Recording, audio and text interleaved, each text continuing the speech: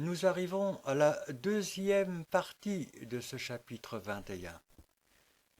Cette deuxième partie commence au verset 17. Il mesura la muraille et trouva 144 coudées, mesure d'homme, qui était aussi celle de l'ange. Alors il y a dans ce verset 17 deux idées majeures. Premièrement, c'est celle de l'unité, mais aussi, deuxièmement, et à cause de la liberté, c'est celle de la responsabilité. Car cette épouse est une œuvre de Dieu qui a été construite dans le désir d'une parfaite unité et avec des éléments responsables. L'unité, c'est la muraille, parce que cette muraille entoure entièrement la ville, sans qu'il y ait de brèche dans son parcours. La responsabilité, c'est la mesure, car cette muraille est mesurée avec une mesure d'homme, mais en harmonie avec celle de l'ange, c'est-à-dire de l'œuvre de Dieu. 144 coudées. C'est la symbolique du chiffre 12, mais qui, pour cette muraille, est multipliée par lui-même, c'est-à-dire celle du témoignage d'un nombre ou d'un groupe de croyants que Dieu, dans sa prescience, considère comme représentant l'ensemble du corps, mais qui ici s'est répété sans cesse à travers les siècles. 12 multiplié par 12, selon qu'il est écrit, priez sans cesse, etc. Notre Dieu a amené l'homme, le chrétien, à être responsable, à désirer de lui-même, à prier et intercéder sans cesse, et ceci dans l'unité que donne l'Esprit, afin que la muraille soit parfaitement construite sans brèche, c'est-à-dire sans qu'il y ait de temps mort dans la prière. Prière d'intercession ou prière de louange. Muraille, œuvre de l'homme responsable qui devient, à cause de l'obéissance à l'Esprit, l'œuvre de Dieu. Mesure d'homme qui est celle de l'ange. Intercession, témoignage permanent dans la prière ou dans les œuvres, permettant à notre Dieu d'établir un rempart, une muraille contre le péché, contre l'œuvre et l'emprise de l'adversaire, afin qu'il puisse subsister toujours et en tout temps une lumière qui brille dans les ténèbres, un abri, une forteresse. Abri, forteresse, et qui permet à la justice de Dieu de contenir l'œuvre de l'adversaire, l'œuvre de l'homme du péché. Et ici, la symbolique nous rappelle que l'intercession, comme le témoignage, ne devient efficace que si elle rejoint l'intercession et le témoignage de l'ensemble du corps. Cela dans une unité et une responsabilité de chacun que seul l'Esprit peut donner, mais aussi que cette intercession, cette muraille élevée dans la prière selon l'Esprit n'est pas l'apanage d'un groupe ou d'un clocher, mais qu'elle appartient aux membres de l'œuvre de Dieu suscités par l'Esprit et établis là où Dieu les a établis, en opposition avec l'œuvre de l'adversaire, qui de même a désiré une unité et une responsabilité, mais une unité qui ne peut s'établir qu'à travers les œuvres de la chair, et une responsabilité qui découle d'une obéissance à la séduction, unité s'établissant à travers le système des pouvoirs, des marchands et de toutes les organisations, petites ou grandes, qui leur sont associées. Et responsabilité s'appuyant sur des désirs d'orgueil, donnant des récompenses égoïstes. Cette unité et cette responsabilité établissent une muraille de terre, de boue, dans le but vain de contrer ou de se protéger contre l'œuvre de Dieu. Muraille de terre, donnant une œuvre de vanité et qui ne peut que s'écrouler lorsque son jour arrive. Verset 18. La muraille était construite en jaspe, à comparer avec le verset 11. Car cette muraille, bâtie sur les 12 fondements, n'a pu s'élever que grâce aux décisions de Dieu, symbolisées par le jaspe. Rien dans sa construction ne vient de la volonté première de l'homme. Ce n'est ni le sang, ni la volonté de la chair, ni la volonté de l'homme, mais la volonté de Dieu, qui, pierre vivante après pierre vivante, a construit cette muraille. Pierre vivante, obéissant à l'Esprit, dans une parfaite liberté et dans une parfaite responsabilité de chacun, autour d'une parfaite unité, en opposition avec l'œuvre de l'adversaire, qui a bâti sa muraille avec des critères appartenant à son pouvoir à lui, en se servant de la volonté du sang, c'est-à-dire en excitant l'orgueil d'une race pour en faire son cheval de bataille, ou en se servant de la volonté de la chair, c'est-à-dire en formant des personnalités, des hommes investis et corrompus, pour en faire des leaders, ou en se servant de la volonté de l'homme, c'est-à-dire en organisant des religions, des groupes de toutes sortes, devenant chacun pour leur compte des phares de l'adversaire. Redisons et redisons encore que l'adversaire, au cours des siècles, a travaillé pour que ceux qui cherchent Dieu deviennent de plus en plus dépendants de la religion, d'un système ou d'un maître, et seulement en second, lorsque ce second existe encore, d'une intimité avec Dieu. Ne confondons pas la gloire de la religion avec la gloire de Dieu. Satan nous aveugle avec beaucoup de finesse, et nous ne sommes pas toujours capables de faire la différence. Répétons ici qu'une église, une assemblée ou un maître quelconque n'a de valeur que s'il reste serviteur de la marche chrétienne, c'est-à-dire de leurs frères. C'est l'exemple de Jésus-Christ. Il était l'égal de Dieu, mais pourtant il s'est humilié jusqu'à devenir serviteur et se sacrifier pour ses frères. Jésus, pendant sa marche sur la terre, n'a pas recherché son propre intérêt, mais seulement celui de son prochain. Il n'a jamais recherché une gloire ou un succès personnel, ni pour lui, ni pour son entourage, mais il recherchait seulement la gloire de son Père, c'est-à-dire l'amour de Dieu pour nous. Aimons-nous les uns les autres, mais sans calcul égoïste. Humilions-nous devant nos frères, sans rechercher une gloire personnelle sous prétexte d'importance religieuse ou sous prétexte d'une plus grande intelligence qui serait la nôtre. Marchons tous ensemble dans un chemin de sanctification, sans se confier en une sagesse qui vient du monde.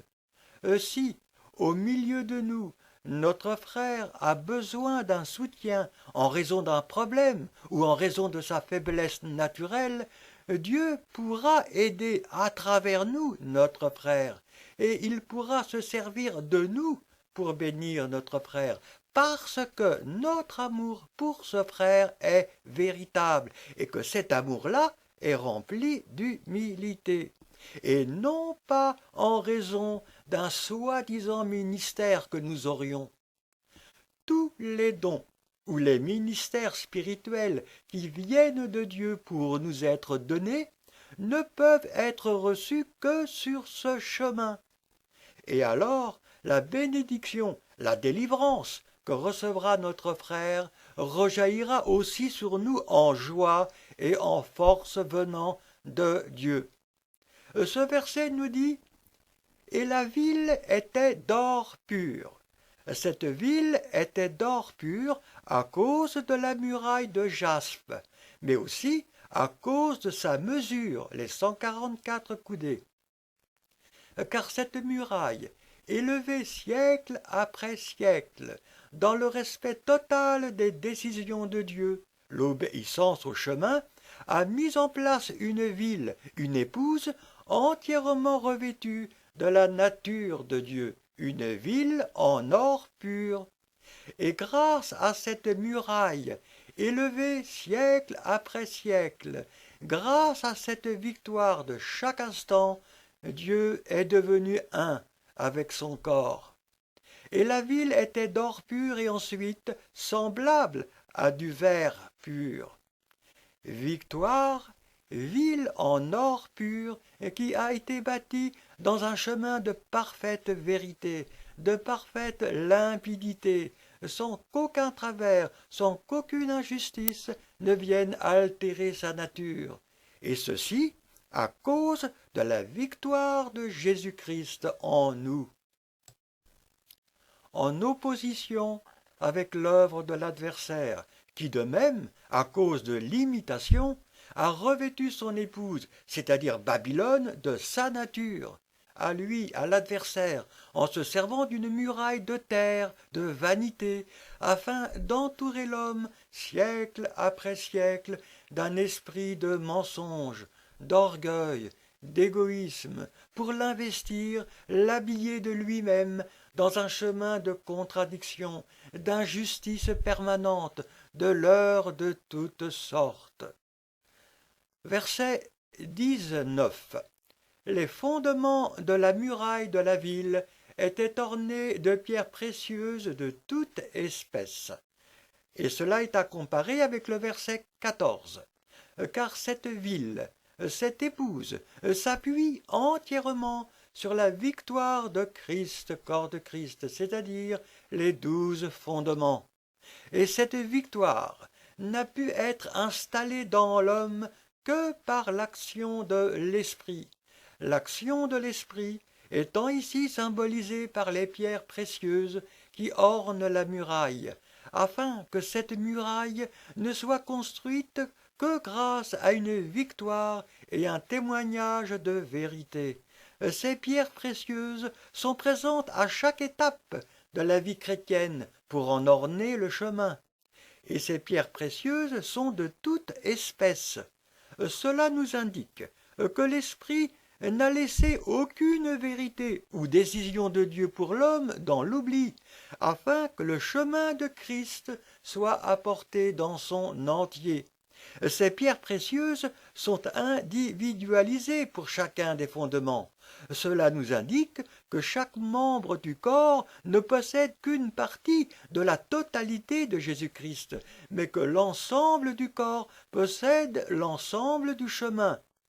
Mais, d'autre part, la symbolique de ces différentes pierres précieuses est là pour nous montrer que différentes étapes ont été nécessaires pour construire cette muraille en chacun de nous.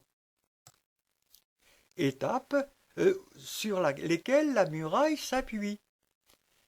Étape du chemin de Jésus-Christ, mise en place par le Saint-Esprit dans chacune des pierres vivantes, afin que la ville soit conforme à la volonté de Dieu pour refléter sa gloire.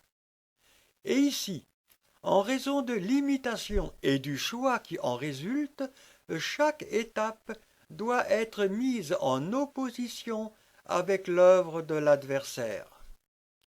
Et nous allons voir toutes ces étapes. Premier fondement, c'est le jaspe, car nous prenons, avec l'aide de l'Esprit, une décision positive pour Dieu en répondant favorablement à son appel, ou, à l'inverse, en désobéissant à l'Esprit, nous prenons une décision négative pour Dieu en négligeant son appel. Deuxième fondement, nous avons le saphir. Cette décision positive fait de nous des partenaires avec Dieu, c'est-à-dire associés avec lui dans son œuvre, ou, à l'inverse, décision négative, ce qui fait de nous des partenaires de l'adversaire, associés avec lui dans son œuvre. Troisième fondement, nous avons la Chalcédoine. Nous sommes des partenaires avec Dieu. Nous sommes envoyés dans le monde. Selon qu'il est écrit, comme le Père m'a envoyé, je vous envoie aussi. Ou, à l'inverse, nous devenons des partenaires de l'adversaire et que celui-ci envoie dans le monde pour installer son règne à lui. Le quatrième fondement, c'est l'émeraude. Nous sommes envoyés dans le monde de la même manière que notre Seigneur, en suivant le même chemin, ou envoyés dans le monde de la même manière que l'adversaire, car chassés de la présence de Dieu, ayant mis l'esprit à la porte. Le cinquième fondement, c'est la sarde nix. Similitude avec le ministère de Jésus-Christ, et alors nous nous revêtons de ses vêtements, ou à l'inverse, similitude avec le combat de l'adversaire, ce qui nous revêt de sa nature. Dans le sixième fondement, nous avons la sardoine.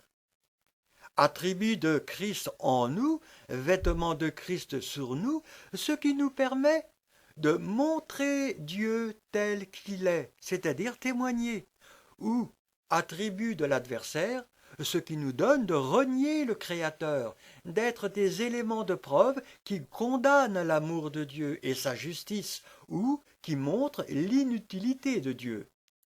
Dans le septième fondement, nous avons la chrysolite.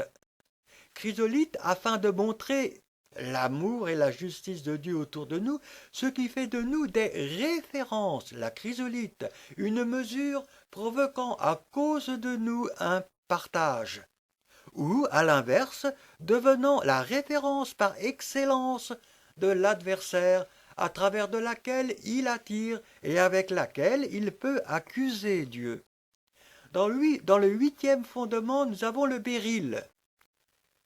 Partage et référence que Dieu, avec la puissance de son esprit, rend universelle, ou à l'inverse, référence que l'adversaire installe à travers ses pouvoirs sur toute la terre. Pour le neuvième fondement, nous avons la topaze, universalité de l'amour de Dieu et de sa justice, mais ce qui provoque nécessairement un choix pour tous. Ou, à l'inverse, œuvre universelle de l'adversaire pour que tout homme, toute femme puisse être mené à la séduction et qu'il puisse croire au bien fondé de sa construction. Dans le dixième fondement, nous avons la chrysoprase, choix dans la liberté, ce qui amène, chrysoprase, une séparation d'avec le monde, avec la possibilité d'une récompense dans le royaume, ou, à l'inverse, œuvre de l'adversaire qui entraîne l'homme dans un esclavage, une dépendance à son esprit, avec des récompenses selon ses critères à lui. Dans le onzième fondement, nous avons la hyacinthe. Justice, amour, condamnation ou rédemption, qui amènera tout homme et toute femme à être confrontés avec leur Créateur, c'est l'hyacinthe, selon qu'il est écrit que tout œil le verra, ou, à l'inverse, dépendance, esclavage avec l'adversaire, qui entraînera nécessairement l'homme à subir les mêmes conséquences que ceux de son maître. Pour le douzième fondement, nous avons l'améthyste.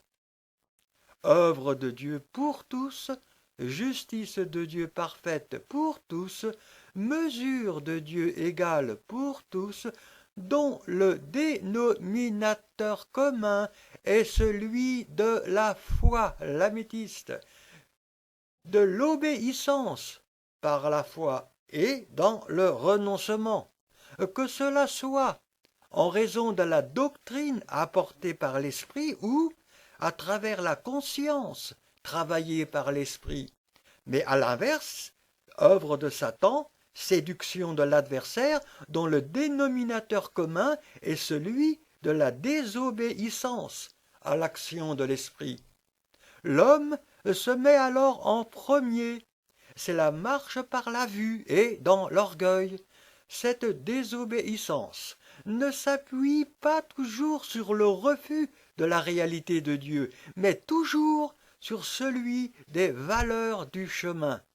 Car bien souvent, l'adversaire met en place des leurs, une foi en Dieu, mais qui ne passe pas par le chemin, tombant, de par là, dans la malédiction de cette 12e imitation de l'adversaire. Reprenons une deuxième fois l'explication de ces pierres précieuses. Le premier fondement était de jaspe, car nous sommes entraînés dans une vie nouvelle avec Dieu en prenant personnellement une décision favorable pour lui en toute liberté. C'est ici le travail, l'action de l'Esprit en nous, en accord parfait avec la volonté de Dieu. Le second de saphir, décision personnelle que nous prenons en toute liberté, cela entraîne l'accord de Dieu et il nous environne alors de son amour et fait de nous des citoyens du royaume, des hommes nouveaux, des femmes nouvelles. Nous sommes assis à la droite de Dieu dans les lieux célestes. C'est ici le travail, l'action de l'Esprit en nous, en accord parfait avec la volonté de Dieu. Le troisième de Chalcédoine. Nous sommes devenus des citoyens du royaume, ce qui permet à notre Dieu de nous envoyer, de faire de nous des témoins, des disciples à l'image de leur Seigneur, vivant leur pèlerinage dans la joie, car dans la présence de Dieu. C'est ici le travail, l'action de l'Esprit en nous, en accord parfait avec la volonté de Dieu. Le quatrième d'émeraude, pèlerinage, témoignage apporté dans le renoncement, en harmonie avec l'exemple par excellence Jésus-Christ, car nous suivons le même chemin, et nous devenons alors des instruments de paix pour la terre entière, des ambassadeurs pour Dieu, revêtus d'une dignité d'en haut. C'est ici le travail, l'action de l'Esprit en nous, en accord parfait avec la volonté de Dieu. Le verset 20 continue l'énumération des pierres précieuses. Le cinquième de sardonyx, ambassadeur pour Christ, instrument de paix vivant dans l'innocence, et Dieu nous revêt de son autorité et de sa patience afin d'accomplir sa justice. C'est ici le travail, l'action de l'Esprit en nous, en accord parfait avec la volonté de Dieu. Le sixième de sardoine, instrument de justice, revêtu de la patience et de l'autorité de Dieu, cela nous permet de témoigner de sa vérité, Jésus-Christ, de son amour, de sa bonté, etc. C'est ici le travail, l'action de l'Esprit en nous, en accord parfait avec la volonté de Dieu. Le septième de chrysolite, vérité, nature de Dieu apportée aux hommes par le Saint-Esprit agissant en nous, et notre témoignage devient alors, selon la volonté de Dieu, un instrument de partage, car nous sommes devenus des références.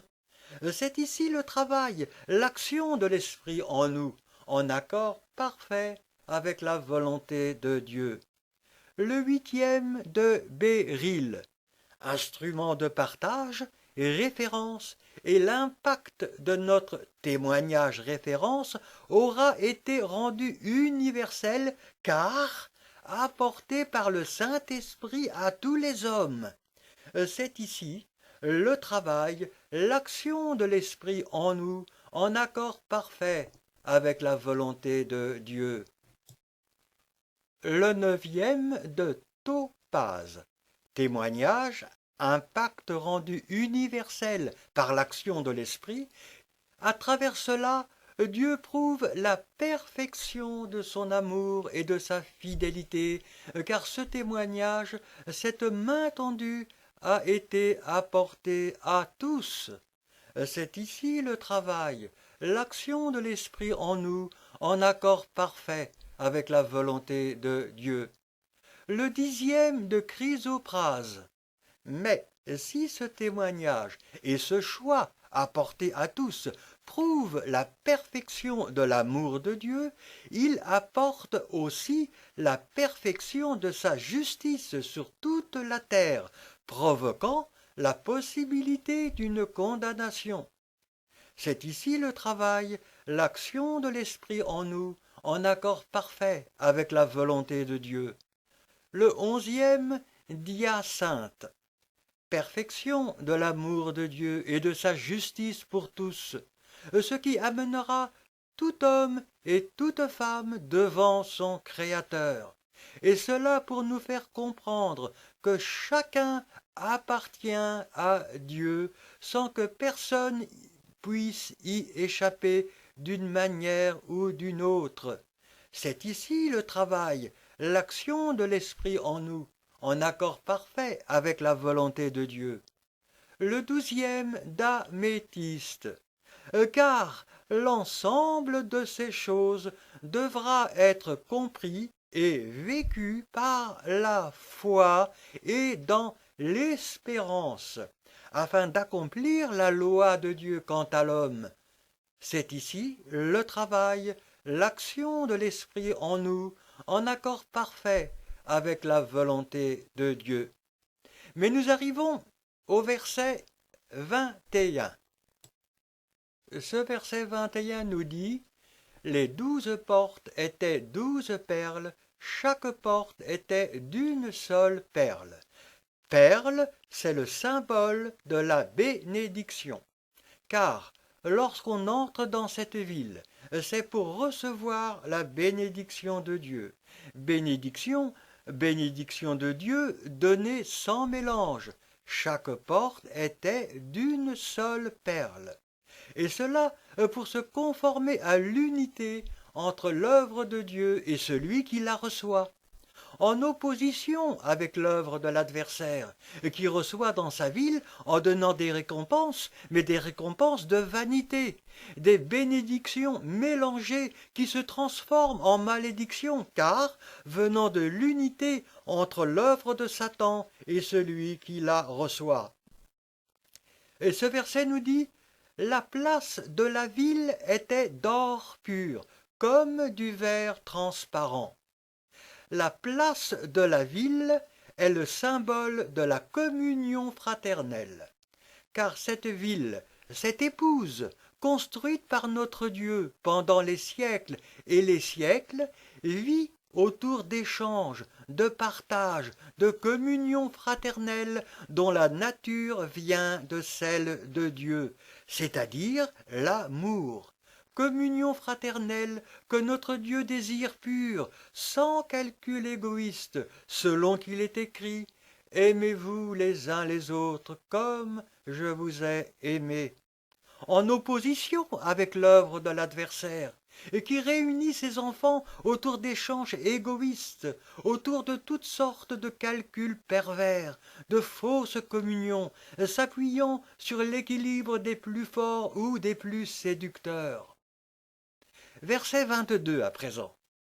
Pour bien comprendre la description de la nouvelle Jérusalem, il faut répéter, encore ici, que toute cette symbolique nous conduit dans deux œuvres qui, à cause de la grandeur de Dieu et de sa prescience, se rejoignent en une seule. C'est déjà l'œuvre de Dieu, Christ, corps de Christ, œuvre créée et mise en place à travers les siècles, œuvre décrite dans ces versets en opposition avec celle de l'adversaire, à cause de l'imitation. Mais c'est ensuite cette même œuvre installée dans la gloire est devenue l'épouse, le centre de la création nouvelle de Dieu, les nouveaux cieux et la nouvelle terre. Tous ces versets concernant la nouvelle Jérusalem doivent s'interpréter dans ces deux directions, la première explication se retrouvant dans la seconde pour devenir dans l'éternité définitive et parfaite. Car il est évident que l'explication définitive, c'est-à-dire la symbolique arrivée à son terme, est celle de la Nouvelle Jérusalem installée dans l'éternité, symbolique dont l'interprétation peut déjà se comprendre dans la continuation de la première, mais qui ne sera donnée plus parfaitement qu'à l'heure que Dieu connaît. Mais c'est la première explication, c'est-à-dire la construction par notre Dieu de l'Église à travers les siècles, qu'il nous est surtout utile de comprendre, et pour laquelle ces choses ont été écrites. Il n'est pas dans la logique de Dieu de nous révéler ou de nous décrire des choses que nous ne serions pas capables de comprendre. Cela peut paraître normal pour le mysticisme de l'homme religieux, mais non pas pour le sérieux de Dieu. Lorsque notre Dieu nous parle dans sa parole, il parle à l'homme, et il ne se parle pas à lui-même.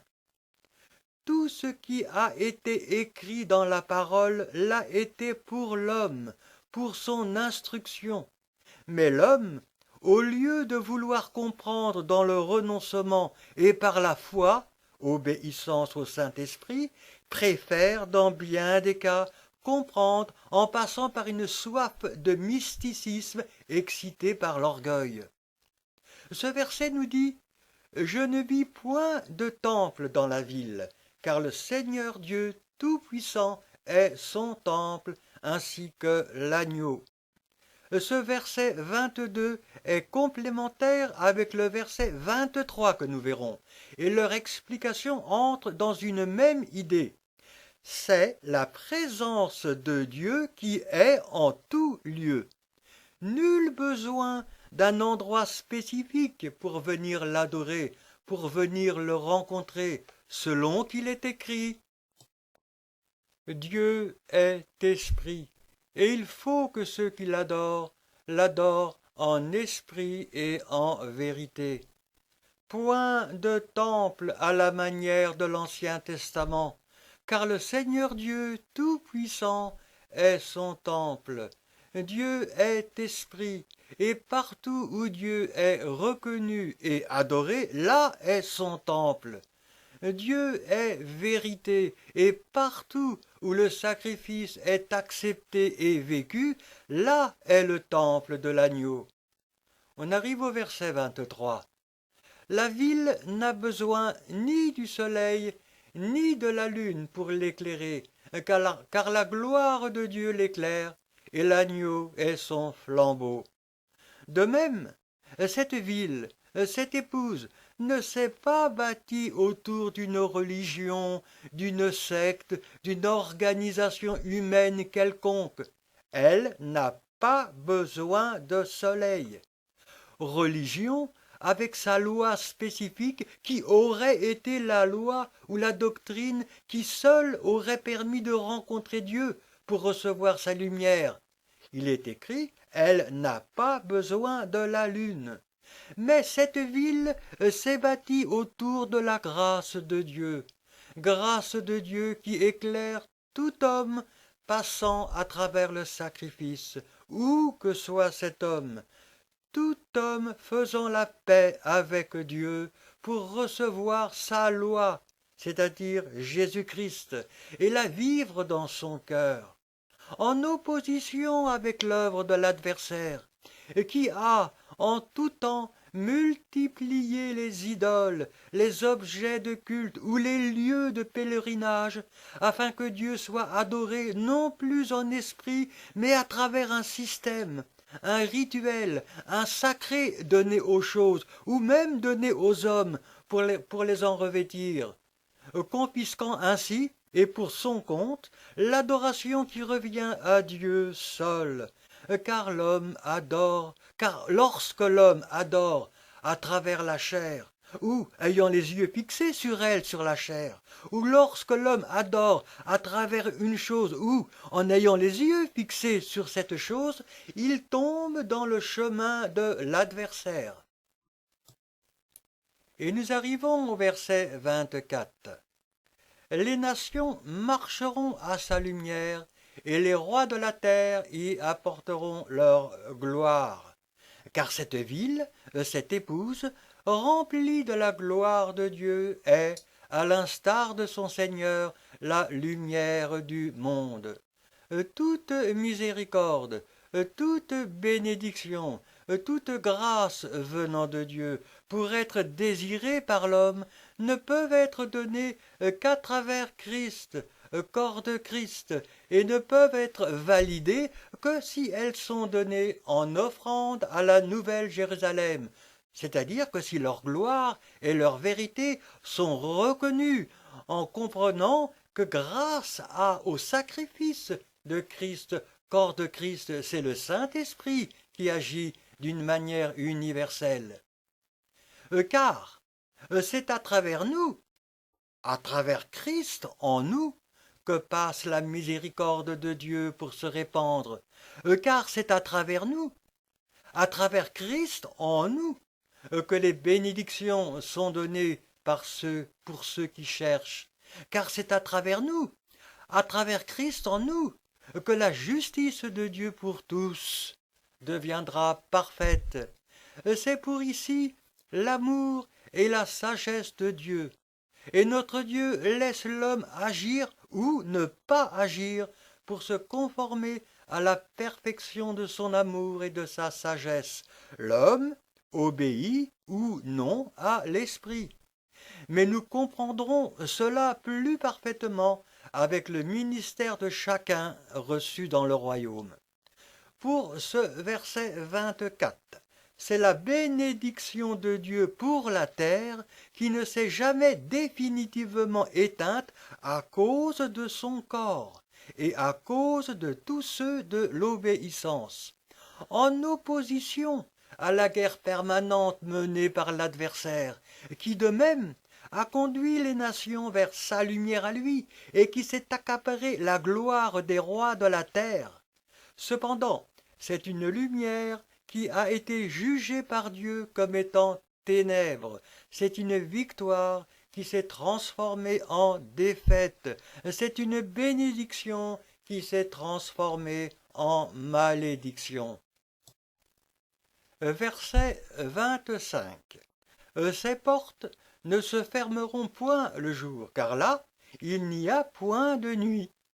Car c'est une ville, cette épouse, qui a été sans cesse disponible, à l'instar de son Seigneur, et qui ne dort ni ne sommeille, pour recevoir chez elle tous ceux qui cherchent dans l'humilité et la repentance, ceux qui ont besoin de la bénédiction de Dieu, pour leur apporter la paix de Dieu en tout temps, à tout moment, pour chasser la nuit les ténèbres du cœur de l'homme, en opposition avec l'œuvre de l'adversaire, qui de même est resté disponible pour tous, en tout temps et en tout lieu. Cependant, au lieu qu'il n'y avait point de nuit, il n'y avait point de jour, et ses portes étaient sans cesse ouvertes sur un monde de ténèbres. Verset 26. On y apportera la gloire et l'honneur des nations. Car cette ville, cette épouse, a rempli toute la terre de la gloire de Dieu, en permettant à l'Esprit de recueillir des hommes et des femmes de toutes les nations, Elle a permis la bénédiction de Dieu, sa miséricorde possible pour tous, en empêchant le bras de Dieu de détruire avant le temps. Et c'est cette ville, cette nouvelle Jérusalem qui récolte les fruits de cette œuvre, la gloire et l'honneur des nations étant, pour le regard de Dieu, ceux de l'obéissance, en opposition avec la mainmise de l'adversaire sur l'ensemble de la terre. Car de même, il a récolté la gloire et l'honneur des nations dans sa grande ville. Gloire et honneur, mais selon son regard, avec un résultat inverse à celui de l'œuvre de Dieu. Verset 27. Il n'entrera chez elle rien de souillé, ni personne qui se livre à l'abomination et au mensonge. Car cette ville, cette épouse, a rejeté de son sein, c'est-à-dire de son chemin de bénédiction, tous ceux de la désobéissance persévérante, tous ceux qui ont refusé de laver leurs robes dans le sang de l'agneau pour revêtir la sainteté de Dieu en suivant le chemin de son sein, en opposition avec l'œuvre de l'adversaire, et qui a rejeté de sa bénédiction tous ceux de l'obéissance, pour ne recevoir dans son sein que ceux de son chemin d'orgueil, ceux qui ont aimé les habits du péché. Et ce dernier verset nous dit « Il n'entrera que ceux qui sont écrits dans le livre de vie de l'agneau. » Chemin d'obéissance à l'esprit, amenant la vie à travers le sacrifice, en conformité avec les décisions de Dieu qui a, depuis le début du monde, mis de côté, écrit dans le livre de vie, des hommes et des femmes de tous les siècles, de tous les lieux, sans en oublier un seul, en opposition avec l'œuvre de l'adversaire, qui ne se souciait de ses enfants que dans un esprit d'égoïsme, les abandonnant sans remords au jour du temps mauvais, les rejetant de son œuvre, de sa gloire, lorsqu'ils étaient devenus inutiles. Mais nous allons continuer la description de cette nouvelle Jérusalem dans les premiers versets du chapitre 22. Chapitre 22 au verset 1. Et ce premier verset du chapitre 1, continuant la description de la Nouvelle Jérusalem, nous dit « Et il me montra un fleuve d'eau de la vie, limpide comme du cristal, qui sortait du trône de Dieu et de l'agneau. » C'est un fleuve d'eau de la vie, c'est l'image de l'amour de Dieu, amour intarissable, amour qui se répand en donnant la vie par l'esprit. Limpide comme du cristal, nous dit ce verset, pour donner la vie dans un chemin de parfaite pureté, en s'appuyant sur les bases solides et limpides de la vérité. Christ, corps de Christ, limpide comme du cristal, et ensuite qui sortait du trône de Dieu. Car cet amour, cette vie répandue vient des décisions de Dieu du trône, qui sortait du trône de Dieu et de l'agneau, décision rendue possible par grâce au sacrifice. Et il me montra un fleuve d'eau de la vie limpide comme du cristal, qui sortait du trône de Dieu et de l'agneau. Car cette ville, cette épouse, construite par notre Dieu au cours des siècles, a possédé dans son sein l'amour de Dieu. Dieu a fait reposer sur elle son amour, à cause de ses décisions en accord avec le sacrifice. Amour de Dieu dans le respect total de ses lois, de sa justice, de sa vérité. Amour de Dieu, créateur de vie, selon qu'il est écrit. Or, la vie éternelle, c'est qu'ils te connaissent, toi, le seul vrai Dieu, et celui que tu as envoyé, Jésus-Christ. En opposition avec l'œuvre de l'adversaire. Adversaire qui a fait reposer sur ses serviteurs sa désobéissance, leur faisant partager sa nature, pour leur donner une eau de malédiction, corrompue par toute espèce de péché, amenant la mort à travers ses fruits. Verset 2. Alors, avant de voir ce verset 2, nous devons dire que le sens de ces versets du chapitre 22, ou du début, les premiers versets de ce chapitre 22, nous entraînent de plus en plus dans ce qui sera la nouvelle Jérusalem dans la gloire. Mais c'est dans leur interprétation première que nous devons déjà les comprendre, celle de l'œuvre de Dieu à travers Christ, corps de Christ, et à travers les siècles. Car la nouvelle Jérusalem éternelle sera bâtie en fonction de cette œuvre première, et ceci à cause de la perfection de Dieu et de sa logique. Et sa logique pour nous, c'est aussi celle d'une préparation qui nous est nécessaire. Car, répétons, que si le salut nous est donné, et que cela doit être pour nous une certitude de la foi, c'est le chandelier, notre situation et peut-être notre grandeur dans le royaume sera la conséquence d'une victoire personnelle de chacun. L'ange, c'est la symbolique de l'ange, et cela parce que nous aurons fait de notre liberté un prétexte d'obéissance à celui qui nous polit.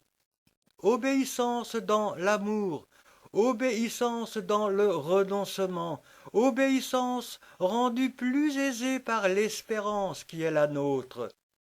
La symbolique de cette nouvelle Jérusalem nous parle donc en tout premier de la préparation que notre Dieu nous a fait subir dans l'obéissance.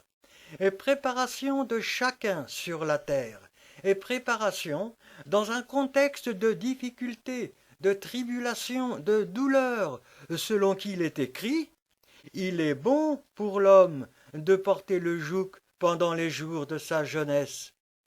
Et il est écrit « Il se tiendra solitaire et silencieux parce que l'Éternel le lui impose ». C'est une préparation en vue du ministère dans la liberté. Et préparation qui devra faire comprendre à chacun et pour toujours que la désobéissance, c'est-à-dire le péché, ne peut que nous conduire dans un chemin de ténèbres et de malédiction. C'est aussi pour cette raison que le souvenir nous sera laissé et que nous connaîtrons comme Dieu nous a connus. Cela nous permettra de ne plus connaître l'aveuglement qui était le nôtre sur la terre, aveuglement dans lequel notre orgueil nous a conduits. Aveuglement, égarement d'une connaissance de nous-mêmes, qui limitait, voire même interdisait, une approche sérieuse de la pensée de Dieu pour nous. Aveuglement d'une compréhension de nous-mêmes, vanité de notre moi, qui était bien souvent notre lot sur la terre. Seule la victoire de Jésus-Christ a permis à la justice de Dieu de rester parfaite en nous, permettant de par là à sa miséricorde et à sa grâce de rester en nous, malgré ce constat de pauvreté, permettant alors à notre Dieu de nous polir, de faire de nous un homme, une femme nouvelle, citoyens du royaume qui vient. Toutes choses nouvelles et éternelles ne peuvent être réalisées qu'à travers Jésus-Christ, sa victoire pour nous. Et sa victoire pour nous, c'est celle de l'amour du Dieu vainqueur. Et l'amour du Dieu vainqueur, c'est Christ, corps de Christ. Amour vainqueur de Dieu, Christ, corps de Christ, et qu'il est utile de mettre en parallèle avec Babylone, l'épouse de l'adversaire, parce que l'imitation qui a été la sienne ne devienne pas pour nous un piège. Et répétons que l'adversaire cherche sans cesse à imiter la parole, à prendre la place de Dieu dans le cœur de l'homme, afin que cet homme-là, par sa désobéissance, condamne l'amour de Dieu et justifie la révolte de l'adversaire. Alors, dans ce verset 2, nous lisons « Au milieu de la place de la ville et sur les deux bords du fleuve, il y avait un arbre de vie produisant 12 fois des fruits, rendant son fruit chaque mois et dont les feuilles servaient à la guérison des nations. » Il est écrit au milieu de la place de la ville, et ce sont les activités du corps. La place de la ville, nous l'avons déjà vu, symbolise la communion fraternelle grâce à laquelle des activités avec Dieu sont devenues possibles. Témoignage, échange, partage, communion, etc. Mais il ne faut pas ici entendre ces activités entendre ces activités qu'à partir du moment où elles sont dirigées vers nos frères ou vers notre prochain, et non pas vers nous-mêmes, bien sûr. Et sur les deux bords du fleuve, avons-nous lu, ces activités, donc dirigées ici vers nos frères ou vers notre prochain, ces activités du corps, doivent être validées par l'esprit sur les deux bords du fleuve. Ce travail, ces activités que nous accomplissons pour Dieu et avec lui, doivent être entièrement remplies de son amour et de sa vérité. Amour et vérité que seul l'esprit peut nous apporter pour entièrement nous en revêtir. Et nous avons, et sur les deux bords du fleuve, il y avait un arbre de vie. Et c'est ici Jésus-Christ, sa vie donnée pour nous. Et il s'agit bien d'un arbre et non pas de 3 ou de plusieurs comme pour le torrent d'Ézéchiel. Un arbre de vie s'élevant et au milieu de la place et sur chaque bord du fleuve.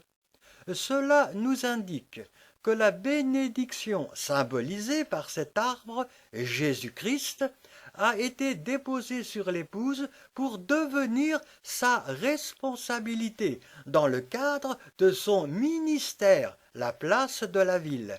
Mais que cette bénédiction, ce ministère, ne peut être donné, c'est-à-dire devenir vrai, que dans le canal de l'amour de Dieu à travers son esprit, les deux bords du fleuve.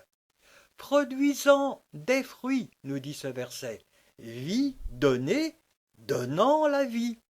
Le fruit de cet arbre est l'image de la vie éternelle ou de la vie renouvelée, vie éternelle qui sera donnée à ceux de l'obéissance. Et cette vie-là, à cause de la foi triomphante, restera un acquis définitif dans la nouvelle Jérusalem, produisant des fruits 12 fois. Vie donnée, donnant la vie à travers le témoignage. Vie donnée, donnant la vie à travers le témoignage ou à travers une mesure, la mesure d'un nombre que Dieu a déterminé d'avance. Cette vie éternelle sera sans cesse renouvelée dans la nouvelle Jérusalem, car il nous faut comprendre que seul Christ, corps de Christ, possède la vie en lui-même. Rendant, nous dit ce verset, son fruit chaque mois, témoignage de chaque instant, car il n'y a nul besoin pour ce ministère d'attendre une époque, un moment particulier, mais cette vie donnée sera renouvelée sans cesse, à chaque fois que cela sera nécessaire, et dont les feuilles, nous dit ce verset aussi, et dont les feuilles servaient à la guérison des nations. Et nous avons ici dans ce passage le contexte, témoignage de chaque instant qui apporte la bénédiction pour l'homme qui le reçoit et l'accepte, et qui apporte la bénédiction pour son contexte. C'est l'image de la bénédiction qui sera donnée au corps nouveau que recevront ceux qui habiteront la nouvelle terre. Car cette vie donnée, renouvelée, le fruit, le sera dans un corps nouveau, glorifié, corps qui sera béni sans cesse, ainsi que son contexte, les feuilles, selon qu'il est écrit, et Dieu essuiera toutes larmes de leurs yeux. Car cette ville, cette épouse, a travaillé pendant les siècles de son histoire sur la terre, en étant remplie de l'esprit et de l'amour de Dieu. Elle a apporté la lumière de Jésus-Christ aux hommes, sa vie nouvelle et éternelle, en se servant du témoignage, ou à travers la mesure d'un témoignage. Témoignage remplissant les siècles et donnant la bénédiction pour ceux de l'obéissance et pour leur contexte. Bénédiction qu'ils n'ont pu recevoir que par la foi, mais en opposition avec l'œuvre de l'adversaire, et qui a délégué son épouse afin qu'elle travaille revêtue d'habits d'orgueil, travail dont le but caché a été de remplir la terre de la présence du mal et de son armée, afin d'investir la chair et d'y recevoir une satisfaction. Cela a donné un vin amer, une œuvre de désobéissance permanente, amenant un jugement de mort, et avec ce jugement, la malédiction sur le corps de l'homme et sur son contexte. Verset 3. Ce verset 3 nous dit « Il n'y aura plus d'anathème. Le trône de Dieu et de l'agneau sera dans la ville. Ses serviteurs le serviront et verront sa face. » Et nous allons continuer avec le verset 4, qui nous dit « Et son nom sera sur leur front ». Le verset 3 nous dit « Il n'y aura plus d'anathème ». Car l'espérance par la foi qui a été celle de l'épouse a enlevé l'anathème sur ceux de l'obéissance. Ceux de la nouvelle terre garderont la connaissance du bien et du mal, connaissance qui avait précipité l'homme dans le péché, dans la malédiction, en répondant favorablement à la séduction. Mais cette même connaissance leur servira à choisir volontairement, à cause de la liberté, les lois de Dieu, de sa justice, et ils seront conduits par l'épouse, ainsi que par ceux qui se trouvaient sur la montagne de Sion avec l'agneau. Et ce verset 3 nous disait « Le trône de Dieu et de l'agneau sera dans la ville ». Et nous avons ici le souvenir. Dieu, pendant les siècles et les siècles, a préservé la terre de sa colère en raison de l'épouse et de son ministère. Aucune bénédiction ne pourra être donnée sans passer par la ville, sans passer par le ministère de l'épouse et des jeunes filles ses compagnes. Ministère que Dieu leur a donné pendant leur pèlerinage sur la terre. Ministère nous donnant les arts de l'esprit en fonction de la mesure de notre obéissance et de notre renoncement. Grâce, obéissance, à partir de laquelle il a été donné ou non une récompense, tant pour le corps que pour l'ensemble de ceux de l'obéissance lui appartenant. Le verset 3 nous disait « Ses serviteurs le serviront et verront sa face ». Et ici, c'est à cause de l'unité. Dieu a été entièrement vainqueur à travers Christ.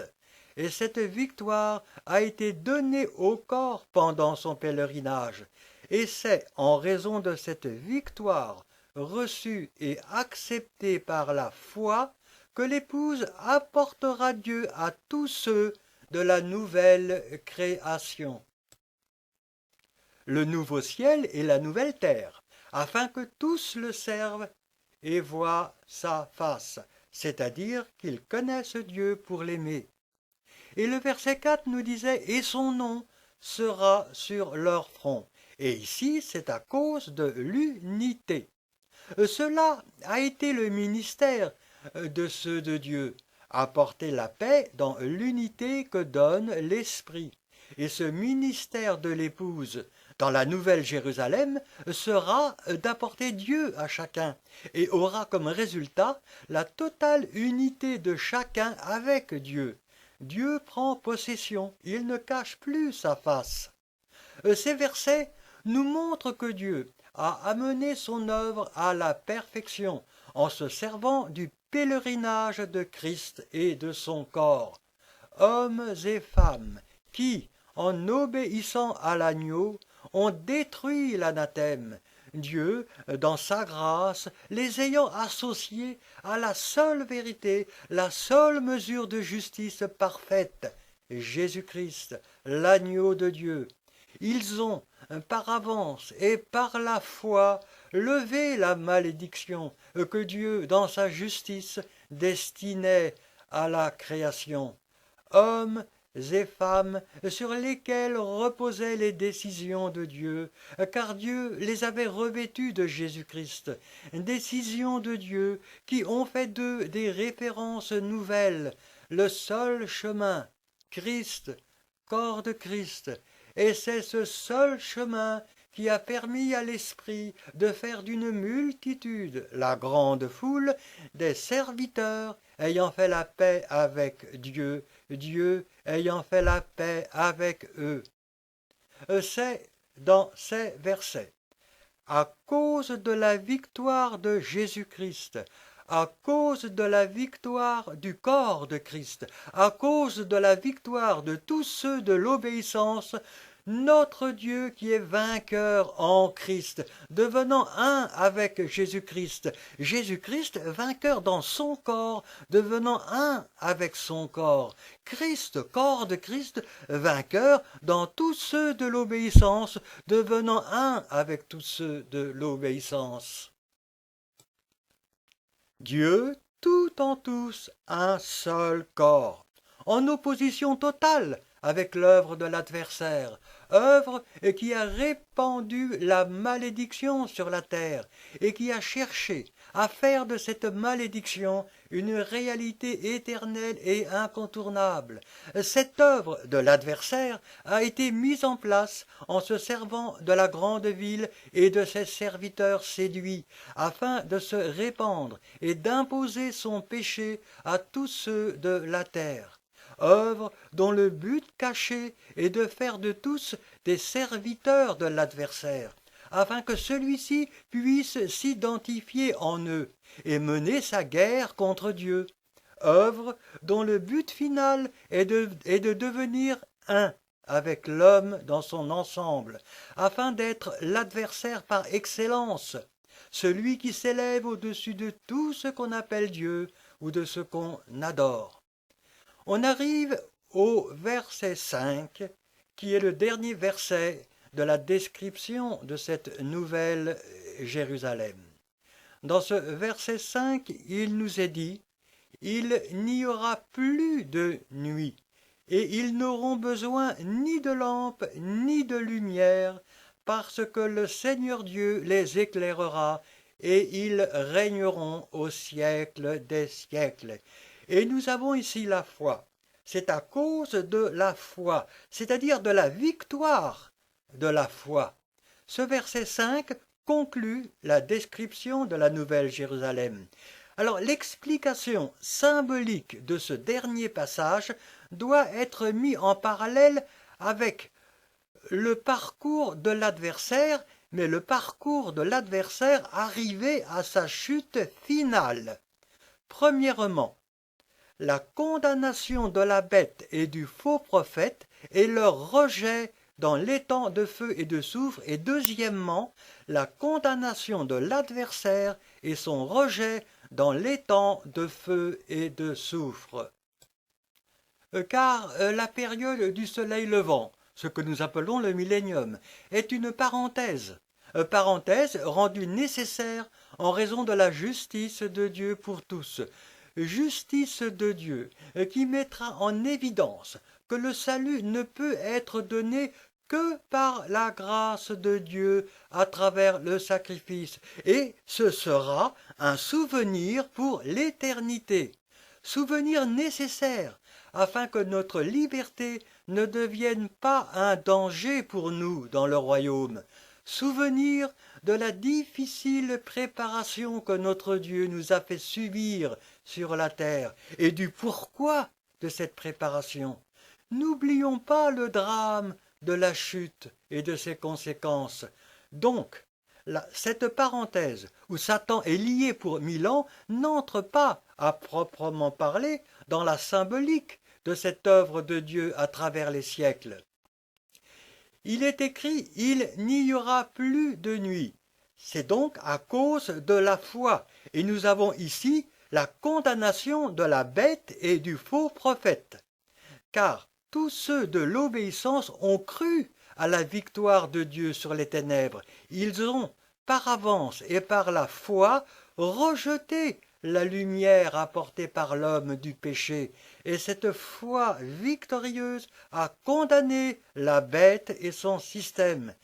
Et dans cette nouvelle Jérusalem qui vient, les ténèbres provoquées par l'absence de Dieu, par le refus de sa vérité, c'est-à-dire de ses lois, ne seront plus. Il est écrit « Et ils n'auront besoin ni de lampe ni de lumière », toujours à cause de la foi. Et nous avons encore la condamnation de la bête et du faux prophète. Car à l'époque des ténèbres, Dieu leur avait donné une lampe, la parole de Dieu, le chemin. Et ils ont cru à cette parole.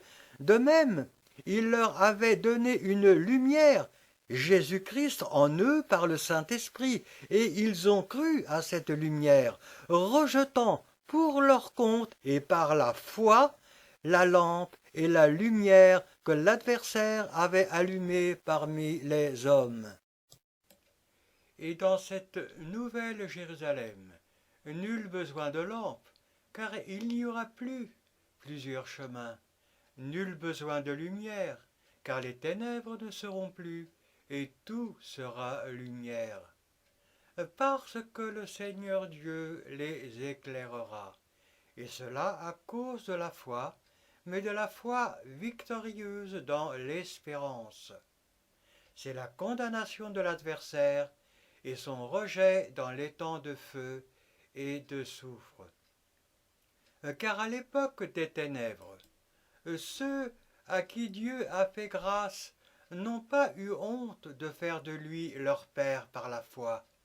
Dans cette foi victorieuse, Dieu a été choisi comme Père, comme rémunérateur, et cela malgré les persécutions, malgré les railleries de leurs ennemis.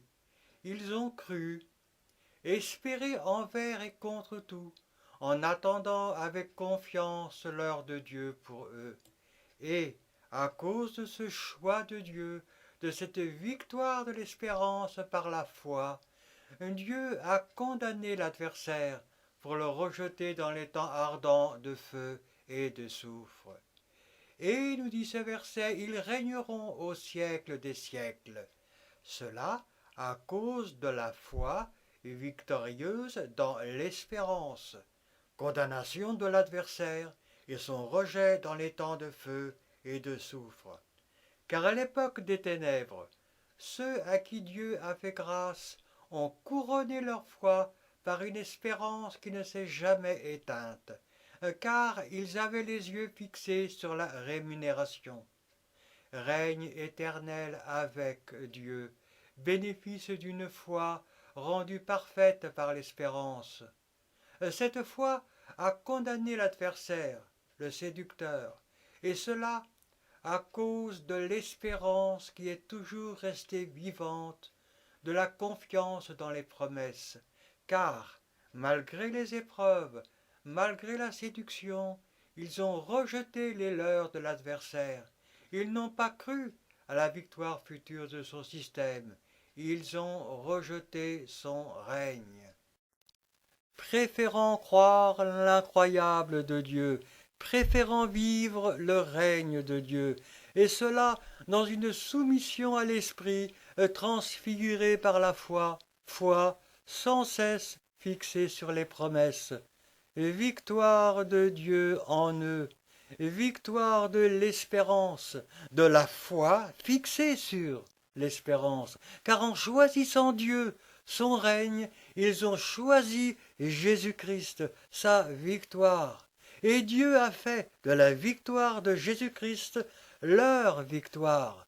C'est ici eux, c'est-à-dire en réalité Christ en eux, qui ont condamné par avance l'adversaire pour le jeter dans les temps ardents de feu et de soufre. Notre Dieu, à cause de Jésus-Christ, leur a rendu justice. C'est dans cette conclusion de la description de l'épouse, à cause de Jésus-Christ, mais aussi, et par la grâce de Dieu, à cause de tous ceux qui appartiennent à Jésus-Christ, la victoire de l'amour et de la justice de Dieu.